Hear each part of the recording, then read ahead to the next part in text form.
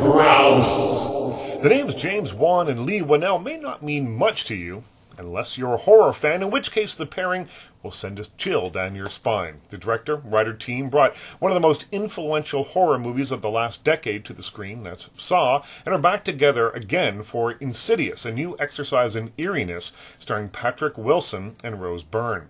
The Insidious trailer doesn't give away much of the plot, and neither will I. I can tell you that Wilson and Byrne play parents whose child slips into a deep trance-like state. He's not in a coma, the doctors say, adding, "I've never seen anything like it." Well, those aren't exactly the words you want to hear from your GP.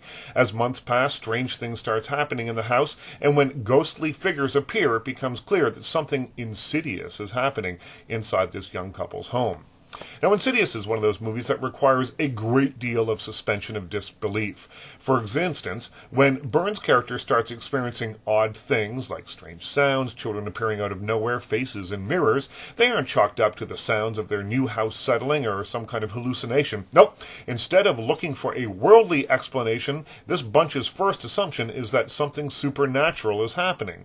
Luckily, Wilson's mother, played by Barbara Hershey, happens to have a psychic investigator on speed dial. Now get past those leaps of faith and you're left with a movie that is shrouded with loads of atmosphere but short on actual scares. Eerie rather than scary, Insidious will play on your fears of displacement and feelings of helplessness, but unless you find the idea of an otherworldly spirit listening to Tiny Tim's Tiptoe Through the Tulips terrifying, you won't be crawling out of your skin.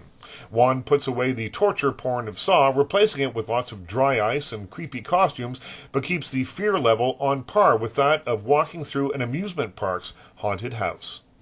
Richard Crouse.